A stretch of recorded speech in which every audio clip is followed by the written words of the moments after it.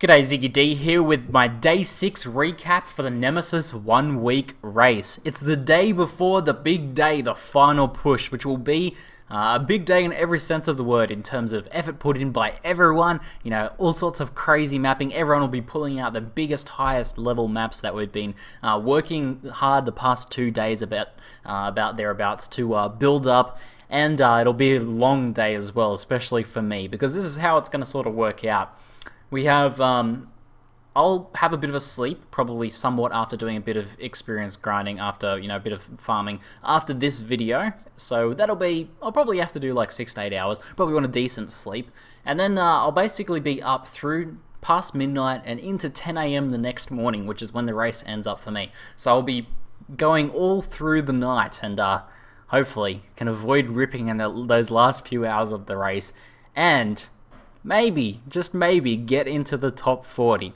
So today was a pretty awesome day. We did a lot of really serious mapping, sticking with the same group that I was with before. That includes a few of the different Sailor people, Duked, Antics, and a few other people that are in the top 10 as well. So this is probably the number 2 mapping group at the moment since Willy Wonka's group fell apart. So we're doing really, really well. The group's working really nicely together. We're doing high level content and we're clearing it pretty fast. Not quite as fast as the leading map group at the moment, because some of those guys have some insane DPS from what I've seen so far. But we're doing really well, and we're working really well together, talking a lot, calling out different affixes, calling out different things that could potentially kill each other, and no rips so far, and hopefully no rips tomorrow. Hopefully we all make it through the rest of the race successfully. And considering how well we've been doing so far, I think we have a pretty good shot at all of us getting into the top 40, that's for sure. I'm pretty sure everyone will be into the top 40. And hopefully myself included in that, and I'm pretty excited. So this is not even something I was really aiming for or expecting at all in this race. I was thinking I'll be very happy if I managed to keep a sort of top 200 throughout the race, keeping in mind that I had to sort of take time off to upload and record videos and do the regular sort of stuff that I wanted to do.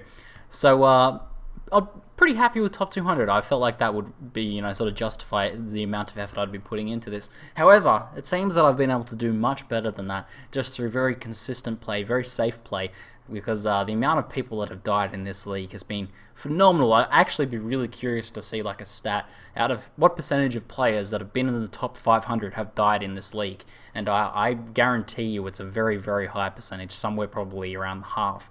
And that's definitely been a big part, just being able to stay alive for this long and still be pushing consistently while staying alive. So very happy. In terms of mapping today, we did mostly level 70 to 75 maps, which is really, really good. Building up a pretty decent base for the final day. We're trying to sort of keep a really few high level ones there. Gonna just smash those tomorrow as much as possible, and we have a bit of a lower level map base, like 72 or roundabouts, to fall back on if that doesn't work out, if we can't keep it going. But if we can keep chaining like level 75 maps plus, we'll be in very good shape. But even if we have to fall back, I think we'll still do pretty well if our downtime is low and we clear pretty efficiently. But other than that, I also did a little bit of solo mapping just on a few lower level maps. I don't have much of a map base myself because we've mostly been just playing the group map base, and I haven't really been collecting any myself. But I did a few myself after a lot of the other guys had a bit of a sleep because our hours didn't exactly line up. But we'll try and line them up for tomorrow for the final day big push, since everyone will pretty much be staying awake for a very long time there.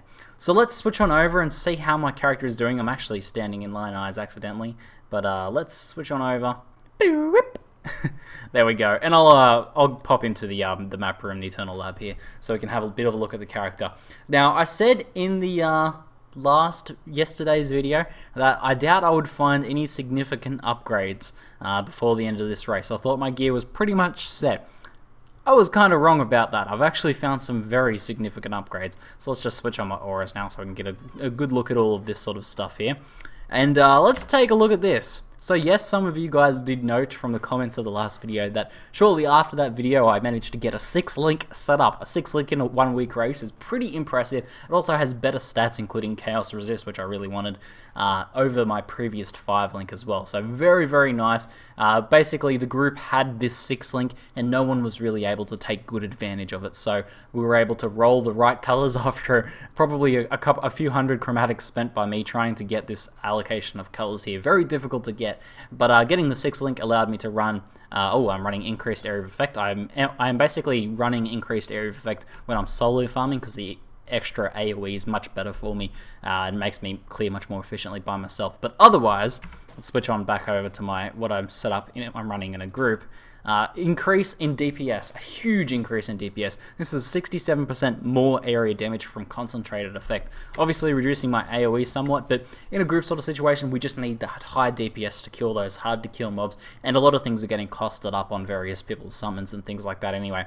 And my DPS without the group here, and it gets a lot higher with the group, is 5.5k on Rain of Arrows, which I'm very, very happy with for a 1 week race. You know, there is a better bow than this now, I've seen, and I think I can actually bring it up for you guys. Let me switch on over here. Here's this bow I was looking at, considering buying it, but a little bit broke on the old currency. But this would be the only thing I can do to upgrade my DPS again in this league, is to get a bow like this.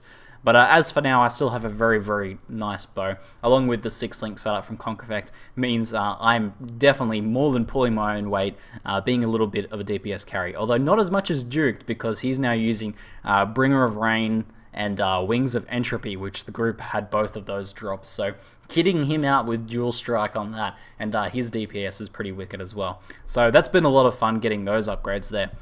I also... I had one of the other guys picked up this amulet, and I was able to shift things around a little bit and switch out to this amulet. Before I had basically this Chaos Resist one, but since I got some Chaos Resist on the chest, I was able to switch that out and still feel okay. Minus 30 is a little bit lower than I'd like, but it's still better than minus 60, that's for sure. But this neck here is actually really, really nice. Firstly, it has a lot of resist on it, so that allows me to run like elemental weakness maps a little bit more safely, which is still a bit of an issue, but much more safe than it was before, and helped me balance my resists a bit more. But it actually had life, a little bit of DPS, but 3% physical attack damage leached as life is a huge boost, especially along with the extra damage from concentrated effect. I'm leeching so much now, which is really helping for reflect maps, and we have been running a lot of very rippy reflect and lightning thorns maps as well. I'm even able to sort of, with concentrated effect combined with the extra leech I have now, able to leech through like lightning thorns pretty well with Rain of Arrows, and my attack speed's pretty fast as well. That's without charges there, that sort of attack speed there, and with 4 charges up and with haste or in the group, my attack speed's even faster. But I'm able to deal with that lightning thorns now thanks to the added extra leech and the added damage as well, improving my leech again. So that's been pretty awesome. I think I did also get one other upgrade here. After shifting around and getting this amulet, things sort of fell into place for me to run this belt here. Now this has 10% lightning resist, which was just enough because I don't want to go below 100 lightning resist on this. It's just enough to keep me and able to use this actual belt. This was an armor upgrade over my belt. 390 armor on a belt is huge. That's such a good roll, and this actually makes a really big difference. Our group actually together has incredible synergy when it comes to armor, and a lot of fizz stuff is just dealing no damage to us because in addition to me running Grace, we have another guy running Determination, and we're all stacking quite a bit of armor as well. So we end up with, I think, when just running around, you know, just with auras and everything without any endurance charges or molten shoal or anything like that, we're at something like 18k armor, which is pretty insane. So very nice stuff there. The belt helps out, and the increased physical damage from the rustic sash is actually a huge buff as well. So we can actually see this here, 5.5 down to 5.1, so 400 DPS, pretty significant buff just for that alone.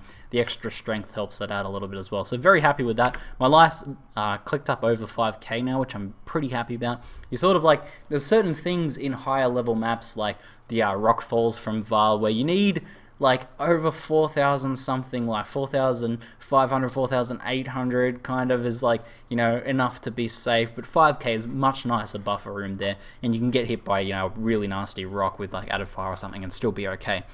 So that's pretty good, very happy with that. The other thing I upgraded to was this helmet here, which is just sort of a nice upgrade all round over my other helmet. The only drawback is that this sort of pure evasion helmet here. I was running an evasion armor helmet before. It's almost impossible to roll what I want to roll for running my cast on damage taken setup. So I had to drop a Molten Shell, which is 403 dropped in armor there. So that's a bit of a shame, but it had increased like the resistances I need and a really nice life roll on there as well. So running that for now, though I keep like my old helmet and things like that to swap back into if I need to, if I decide I want to run Molten Shell later. But pretty nice stuff. It's all worked out pretty nicely. And I'm actually, the gearing level of this character in this 1 week, I'm pretty impressed has been able to get to this sort of level. There's a lot more you could do if you were in Nemesis League and had access to all of the plethora of items you could buy in that sort of league. But, you know, considering the limited selection here, I've managed to attract some pretty good gear, and I'm pretty happy with that, and it's obviously reflected in my clear speed as well. In terms of the passive tree, just for those of you guys who were asking in the last video, nothing's changed over this side. This is basically all the same here. I'll link this in the description below where it's currently at. I was able to drop one of my intelligence nodes actually, which was pretty nice since we're now running like an intelligence neck. I actually blessed that up to 30, which is pretty nice.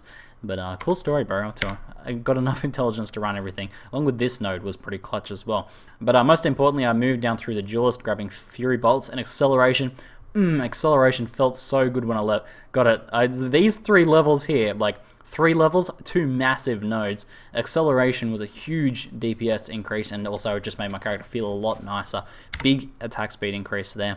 And Leather and Steel is both a move speed increase, which is really nice, and 24% evasion and armor, which is just 24% armor for me, was such a big buff because I actually have no other armor buffing nodes in this build. So getting that was like, I can't remember the exact amount, but it was such a massive buff in terms of my armor. So having a pretty decent base armor, running Grace, and then finally getting that decent node there is pretty nice stuff.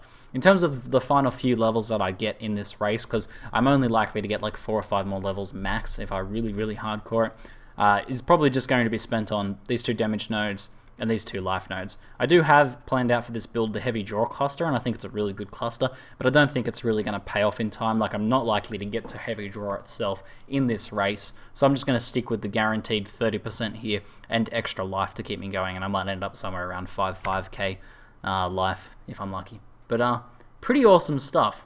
Very excited for the final day, and thanks again. I want to thank all you guys who have been like sending me messages and everything, and leaving comments on YouTube, cheering me on, because you guys have definitely given me the motivation to sort of continue and really try and push for this top 40 position. And by the way, I don't know if I even mentioned this, but in case you guys are wondering, at the time of recording, I am 64, but 1, 2, 3, 4, 5, 6, 7, 8, 9, 10 dead people above me, which puts me in rank 54. So close. So close. Very excited. And hopefully you guys are too. I've got some map videos coming your way as well, so we'll keep an eye out for those, because there'll be a bit of a delay until I get out this sort of final day 7 entire recap of the race and all that sort of jazz, because no doubt I'll be very overtired by the end of this race. Anyway, that's it for now. I'm ZiggyD, and thanks for watching.